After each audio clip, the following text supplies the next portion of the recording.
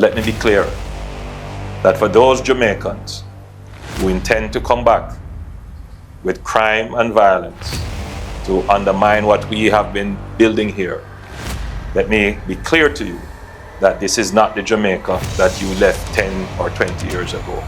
It is not the JCF that you left 10 or 20 years ago. You will either meet a judge or your maker if you come back to Jamaica and violate our laws and create havoc. Man, I pass we have to sweep up the whole area of this man to blood clot. The whole area to sweep up. Clot, you know, we are not pressure. People, I'm telling you something. God is the greatest and nothing will be time. Always remember to do good. Good I will follow you. God is the greatest. Up so ghost town to blood clot. What I'm dog them is hang out right so. So get a you look bang bang, you look bang bang and them thing to find dog them. Dog them gone to blood clot. Place empty. Yeah man, I pass we have to sweep up the whole area of this man to blood clot. The whole area to sweep up. While new immigration enforcement measures will result in an increased number of Jamaicans being repatriated, there are several processes involved. The government of Jamaica is actively monitoring the situation and will continue our historically close engagement with U.S. authorities. We also wish to make it clear that Jamaica, like most if not all countries, has international obligations requiring us to accept the return of our citizens who are subject to deportation. As a responsible member of the international community and a respectful bilateral partner, we've always honored these obligations with appropriate attention to due process and human rights, as do other nations regarding the repatriation of foreign nationals who have violated our laws in Jamaica. Some individuals have been convicted of very serious criminal offenses, including violent crimes, while others may have breached immigration laws but have otherwise been law-abiding residents engaged in productive employment. From a citizen security perspective, as a government, we are particularly concerned about the potential impact of the anticipated increased return of individuals with serious criminal backgrounds. The National Security Council is therefore rigorously assessing associated risks and is actively engaged in formulating strategies to mitigate potential threats to public safety. The government is also concerned about widespread misinformation surrounding this issue. We therefore encourage all Jamaicans to verify information before accepting or sharing it. The best avenues are undoubtedly official U.S. government sources, including the websites of relevant departments and congressional offices, as well as our Jamaican embassy in Washington and our consulates general. For those who may have concern about their personal and immigration status, we strongly advise you seeking professional legal advice. The Jamaican embassy in Washington, along with our consulates general in New York and Miami, have compiled contact information for attorneys with a track record of assisting members of our diaspora. It will be available on the relevant websites in very short order. Now that was the Foreign Minister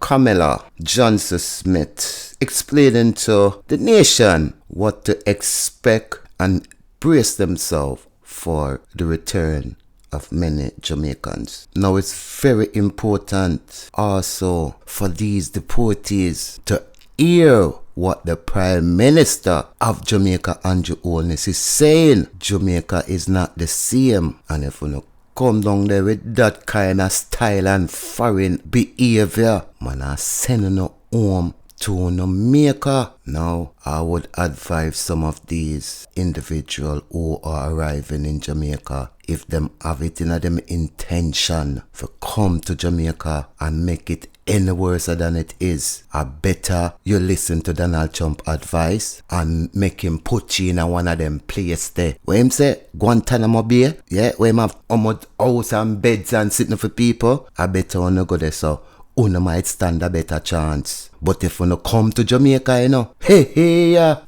dog, name on the supper. We're living in profoundly changing times. There are many Jamaicans who will be concerned about the change in immigration policies in the United States. There are many Jamaicans, of course, who live in the United States. I would want to reassure Jamaicans that your government has long been planning and putting in place measures to address any changes in policies in the United States. Firstly, let me say that Jamaica is the homeland So Jamaicans all over the world will always be welcome back to your homeland. And we are prepared to receive all our hard-working Jamaicans who have been in the United States or wherever they may have gone for economic benefits. Jamaica has always been, since its colonial days to now, a net supplier of talent to the world. It may be a good thing to have some of our Jamaican talent return to our shores to help us to build our country. There are many Jamaicans now who are feeling uncertain in the United States and who are considering returning on their own to avoid the indignity of being deported. And we welcome you back to Jamaica. We want your talent. We want your resources. There are many opportunities in Jamaica that together we can take advantage of and build the country that we would want. But let me be clear that for those Jamaicans who intend to come back with crime and violence to undermine what we have been building here, let me be clear to you that this is not the Jamaica that you left 10 or 20 years ago. It is not the JCF that you left 10 or 20 years ago. You will either meet a judge or your maker if you come back to Jamaica and violate our laws and create havoc. I know that there are many who will be returning to Jamaica, coming back to lovely communities like these, rural areas like these, and they may attempt to set up gangs, get involved in scamming, and undermine the values of the communities that they return to. We will not tolerate that. We want all our Jamaicans to always feel that they have somewhere to come back to and call home and be well received. Come back with a good heart and a good mind. Come back willing to work. Come back with your resources. You will be able to make life here. But don't come back here to undermine and destroy what we have built. The government is already planning in terms of putting in place new measures, enhanced security measures, to address those who we know have a criminal past or who have been interdicted in the United States, convicted in the United States, and are being returned after serving their criminal penalties there. And we will ensure that they are appropriately monitored here and that they are not in any way contributing to an increase in our crime or murder rate. We have sacrificed long and hard. The people of Jamaica have borne the negative impacts of local violence. We will not tolerate criminals coming back here to increase our crime rate or murder rate. It is on a downward trajectory. We are doing very well, and we will not allow this to happen. Now welcome back to another exclusive for live. Now blessing goes out to all my viewers and all my subbies, all my well wishers. Like, share, and also subscribe if you haven't done so already. Coming up in today's topic and review. Now bless my viewers and my subscribers. Thanks for tuning in to another exclusive for a topic discussion and review. Now in today's topic, we're gonna look at this problem developing in Jamaica. We will have number 28 up to his same old tricks again. Now the man aim to turn Portmore into the 15th parish. Now according to the opposition party, they are saying that this is for number 28 and the GLP party to gain political advantage in St. Catherine. The People's National Party is not against Portmore becoming a parish, if such is the expressed desire of the people. What we are against is the Jamaica Labour Party using it to rig the electoral system in their favor. Also in this one area of Denisha Williams, the young PNP caretaker, sending out a stern message to the GLP supporters who has removed her campaign poster from off the billboard. And she is reminding them that this is a peaceful campaign and she's not going to be bullied. I am Danishka Williams, the Member of Parliament candidate for Southwest St. Anne, and it has been brought to my attention that all the boards that have been put up, my billboards, from Cave Valley, Goronto Junction, the Burbridge Main Road, they have all been removed. Now, I just want to say to the residents of Southwest St. Anne that I am running a campaign on peace and love. Right? We're trying to bring some meaningful change to the constituency. I've been going around the constituency, meeting with you, finding out what changes you need, and I am here to bring change in a peaceful way and with pure love. Now, the boards that have been removed, I'm disappointed because when we were putting boards up, I told my team, do not remove any green flag or any board for the Labour Party. Leave them up and put up my boards. So I am most disappointed that the boards have been removed. And I'm going to ask that they be brought back so we can put them up again. I spoke to the Member of Parliament and he also says that that's not the type of campaign he's running. He does not subscribe to it, so he will speak to his people. And I trust that the boards will be returned and put up back. No, I'm 5'2", but I'm not one who will be bullied. So I just want to say that. And it is a campaign of peace and love. And I want everyone to know that we are doing our best to maintain that on this campaign. But I won't be bullied and I won't be removed. So we're going to do our very best to win this election, but in a peaceful way. Also in this one, here we have the new appointed PNP Member of Parliament, Steve McGregor, having a conversation with Lawrence Rowe, the former PNP member for Taylorville. However, according to Lawrence Rowe, he was accusing Dayton Campbell and Mark Golin of some type of bribery, of some $15 million bribery, because they wanted to remove him from the post, and I guess they were making him an offer. However, Lawrence Rowe went on Cliff Views and was making some type of statement pertaining to Mark Golin and Dayton Campbell. And as usual, the GLP party and Cliff Views start running with it and saying that see the PNP a bribe and all kind of madness. Here we have Steve McGregor and Lawrence Rowe having a conversation, and this gonna clarify exactly why Lawrence Rowe was removed from his post. But not only that, the PNP Member of Parliament Steve McGregor, former police officer, is saying that if PNP lose this election, a lot of PNP gonna get unalive. If JLP win this election again, them kill PNP. PNP cannot afford to lose this election. So if you are really a true comrade, you can't make that happen, soldier. Oh, that's all. Oh, watch this, the man at X I represent for exclusive. What's up? Baby, let's go. God is the greatest.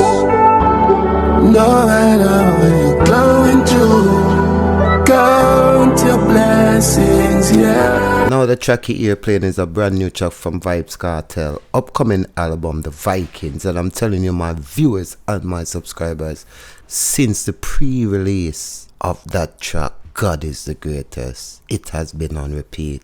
It has been one of my favorite songs. In the morning, in the evening, in the night. It is so refreshing. Now these are one of the many reasons why Vybz Kartel is undeniable, the artist of the decade.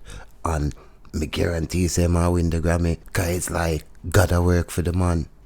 Now here we have Vybz Kartel making an announcement that we all been waiting for, that God are the greatest, and he has been granted his U.S. visa. How awesome is that? People, I'm telling you something. God is the greatest, and nothing will be time. Always remember to do good. Good I will follow you. God is the greatest. Big up that kind gentleman at the embassy. When we got there Tuesday or Monday, I spoke to him on Tuesday, and I spoke to him a while ago, and he gave me good words of encouragement. So big up to that man at the embassy. Big up the U.S. Embassy. Big up Gaza Nation. God is the greatest. Never forget. What is under my nose? I'm out. No, not only him having visa. Check out Lisa Hyper. It's a tape? Yeah. Gaza no re-up. When me there? Florida. Gaza in a foreign. What's it? See that? Ousa style. Big up Ousa style. Pavilion, them have the best suitcase them. Yeah. And check the fit. Jesus closet. Prada shades. Stay tuned. That is it. She have been going through a lot. She drop a big bad track that trending right now. I want to check out the track and support her. See her there at the nightclub we might play this song.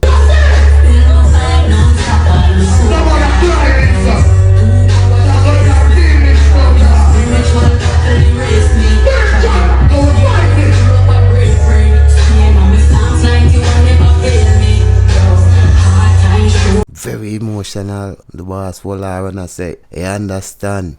Remember me I tell him man, me know say it's because she got through a mental illness. That's why you Vybz Kartel come out and speak on it. Now Gaza boss get him visa. Lisa Hyper get her visa. So you know say I'm a thing now, you know. The man find it. I'm so delighted. Well, today is a new day.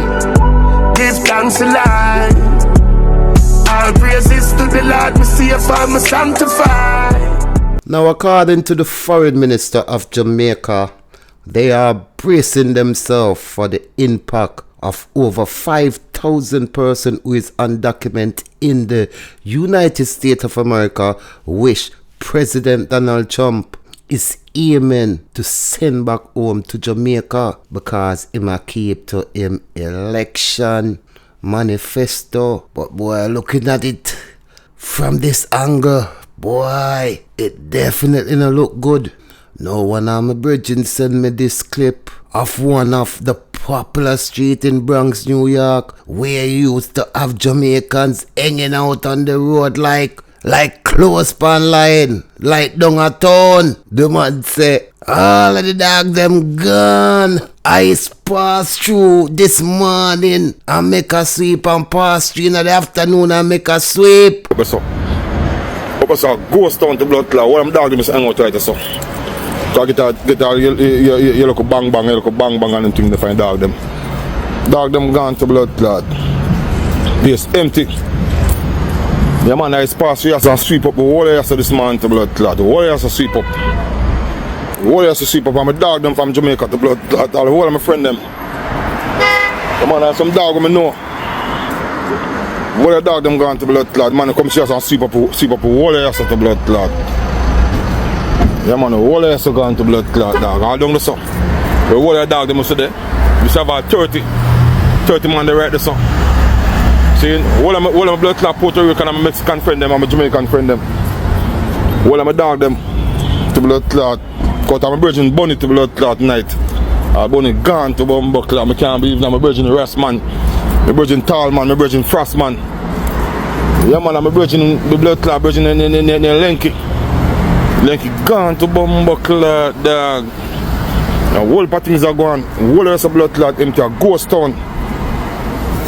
Man, sweep up the whole area to the blood clot. The whole area to sweep up. Blood, well, whole area to sweep up. This man early to blood clot. And maybe the man come back and sweep up the whole area. So. All the dog them gone, the dog there. And my virgin Cabbage and my virgin Bunny gone to blood clot dog. All over this dog, the dog them is there. I'm a jerk chicken man. It's over the side of the side, the jerk chicken man. Gone the dog to you, brother. Thing on the pan in our old truck and sitting and going all the dog, you know. Joke thing to blood clot, boy, brother. Joke bumbo clot thing I go on the place. And I'm gone all of my dog, all of my friend them to blood clot. Yeah man. Yeah man, I dry it gone to them and Britain dry it. I dry it, the man and dry it to blood clot. And the man in the comb here still, you know. Yeah, man, try it. Man, go and try it to blood clot. The person shizzle. Man, go and shizzle to blood clot and tall, man. But clot. What else? A big ghost town. Ghost town to blood clot, brother. Serious thing going on, boy, brother. Yeah, man. Two of my blood clot, brother. We are sitting some gone out to blood clot, brother. All the man I showed them the identification, man, is still gone the blood clot, man, them dog. Joke thing, brother. Now, yes, a couple like ghost town to blood clot. Oh, my viewers, me no know enough about me. Your people I say that Foota hype, you know, are on the list, you know. Me no know true it is, you know. I just hear me here people I say it, cause true, you know, it's internet and people like talk things, and especially because them know how Foota hype is a man. Him like talk up him out and them know say is a man may have immigration problem. I don't know. Cause I don't know a man's status, but only to be know there was a Foota hype a threat. Nah, make them stress me. Me a whole a vibe. With Red Boom TJ and Moon in my bonafide. Now viewers, we're gonna look at is this Portmore parish push exposed with Mr. Fitz Jackson, the opposition spokesperson with responsibility for the matter concerning Portmore, who has categorically rejected Portmore becoming a 15th parish of Jamaica. Now, me make you listen to what Mr. Fitz Jackson have to say, but me just want to ask you now, what are your thoughts on Portmore becoming a 15th parish? Do you think that Jamaica need a 15th parish? Or what is the reason why Andrew Holness or the Jamaica Labour Party really want a 15th parish? And basically this parish is gonna be like Andrew Holness parish. So it basically gonna be like another stronghold for the Jamaican Labour Party, like another Tivoli Garden in Kingston. Yeah, it gonna be like another Tivoli Garden in St. Catherine, another stronghold for the GLP. This is according to Mr. Fitz Jackson, the PNP spokesman. Now, the GLP, Andrew Wheatley, reject what Mr. Fitz Jackson is saying, and saying that this doesn't have nothing to do with no political agenda. But man, I couldn't listen to what Mr. Fitz Jackson say. I'm the reason further on this issue. The People's National Party is not against Portmore becoming a parish, if such is the expressed desire of the people. What we are against is the Jamaica Labour Party using it to rig the electoral system in their favor. At a joint constituency meeting in November 2023, then Minister Everald Warmington openly admitted that the JLP's real goal is to stop the PNP from controlling the St. Catherine Municipal Corporation. His words were clear, and I quote, "With the coming boundary shift in Portmore, St. Catherine, the Jamaica Labour Party will create a stronghold in the division. So the PNP will no longer be in competition in the Portmore division once the capital is declared a parish." Andrew Wheatley was there. He heard it for himself. So he should recall exactly what was said and stop misleading the public. This is not about progress. It's about politics. The JLP is forcing this change without proper consultation, ignoring the real needs of Portmore residents. The PNP will not allow them to manipulate boundaries to silence voters. The people of Portmore deserve fair representation, not political games. We stand for democracy, and we stand with you, the people of Portmore.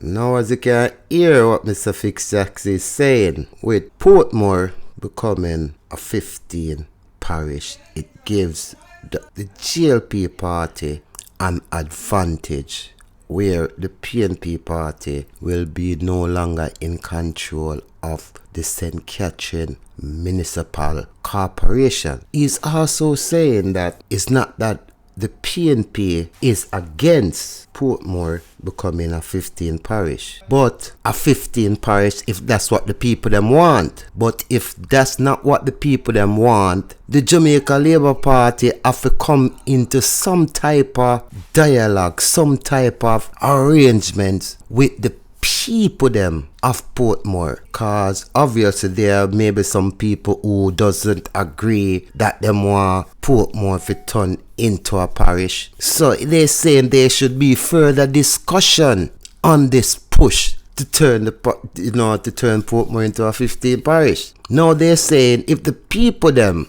doesn't want this, the PNP party is there to support them. However, Andrew Wheatley is saying that what the PNP is doing is trying to turn this push to turn Portmore into a parish, into a political agenda. But clearly, from my understanding of looking in on this situation, I feel it the other way around. Because if the GLP party are able to split Portmore into two, then you're gonna have one section a PNP and one section a GLP, and with the GLP in power, the government are gonna support that side. That means you're gonna have a separation, and that spells danger. But when the whole place is together and the people makes you don't know who a PNP and who a GLP, so it's one of them ones. However, only can let me know what you think about it down in the comment section. Now I'm gonna make you listen to what Andrew Wheatley have to say about this parish push and how him feel about the PNP spokesman saying about the situation. Wheatley accuses PNP of political agenda in resisting Portmore Parish. Member of Parliament for South Central St. Catherine, Dr. Andrew Wheatley is accusing the opposition People's National Party, PNP, of pushing a political agenda as it resists the government's plan to transform Portmore into the country's 15th parish. Opposition spokesman with responsibility for matters concerning Portmore, Fitzjackson says the move is part of the process of gerrymandering. Gerrymandering means the manipulation of the boundaries of an electoral constituency in order to favor one party or class. The boundary of this new parish extends further out to sea, covering the Pigeon Islands and the Goat Islands, and so Elshire and its environs, going as far as to South Old Harbour. Old Harbour Bay will be a part of the new parish of Portmore. In fact, it does not take away any of the existing communities that currently are a part of the municipality of Portmore. You know, Mr. Jackson always come on here trying to push this political narrative. And if you look at his constituency and the results over the years from the numerous local and general election, that the advantage from a numerical perspective still lies with the PNP in South St. Catherine. What he comes on here every time to do is to spread propaganda, political propaganda. On Tuesday, the government tabled the Counties and Parishes Amendment Act 2025 in the House of Representatives to officially name Portmore a parish. This was a promise made by the Jamaica Labour Party in its manifesto ahead of the general election held in 2020. The whole process of establishing Portmore as Jamaica's 15th parish started under the PNP government. What has happened since is that a Jamaica Labour Party government gave the commitment in its manifesto in 2020 and is now delivering on that commitment. They will now have full autonomy, they'll be able to lobby, they'll be able to manage for their own resources and act outside of the dictates of the St. Catherine Parish Council. The councillors who are now part of the municipality of Portmore must attend meetings in Portmore in order for them to be compensated, because they are first sworn in as councillors of the Municipal Corporation of St. Catherine.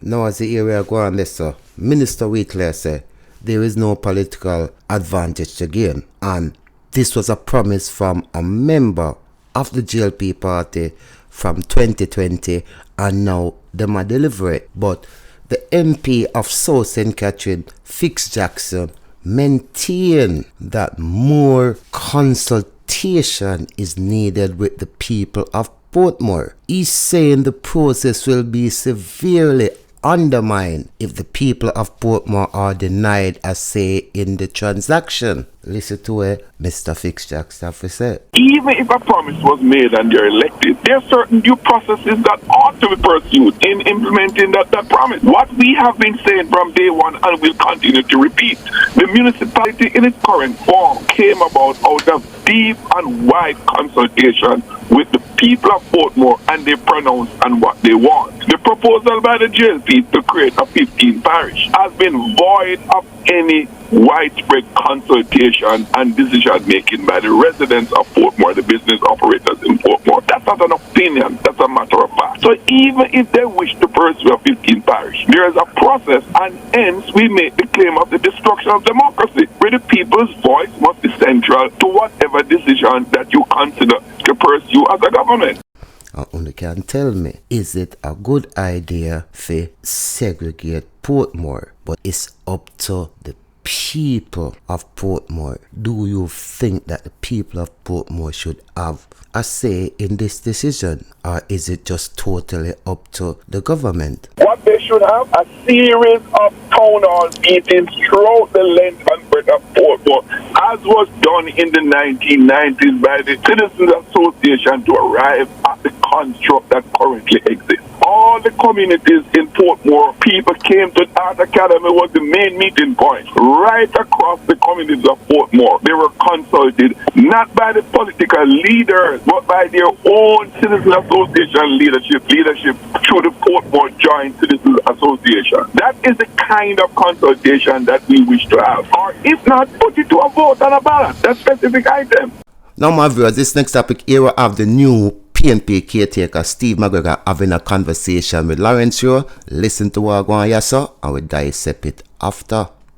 I heard that the people from Tel Aviv did switch one time. That cannot happen under my watch. The Tel Aviv people switch and hold for labor right, man. How no make that happen, Bridget? I live in Almontown, you know, you'd have to ask thanks that. Yeah, but them something can't happen. Because when I go down there, them I say, boy, I just one time that, you know, boss, I true we did this. There's a people from upper spoilers, no turnout for vote. Them the place are PNP place, you know. So you have to talk to Ruba now. Yeah, Bridget, just shock off them something and make we go wrong. If JLP win this election again, them kill PNP, you know, PNP cannot afford to lose this election. So if you are really a true comrade, you can't make that happen, soldier. Oh, that's all. Because me know, so you're PNP at heart. You couldn't just, some man I say, I think about to go run for labor right. Oh, what God you to do that. And then think them, I said the people them would have vexed with you about when I said them would have vexed with you. If you do anything with hurt PMP, I can imagine that you are hurt personally. So I can just, I can empathize because I'm not there in the position where but I can just imagine if people tell you some things and then they will tell you something else and them not listen to you and it sounds like they have not taken your words and try to investigate what you say. The safe way I say true and you have this.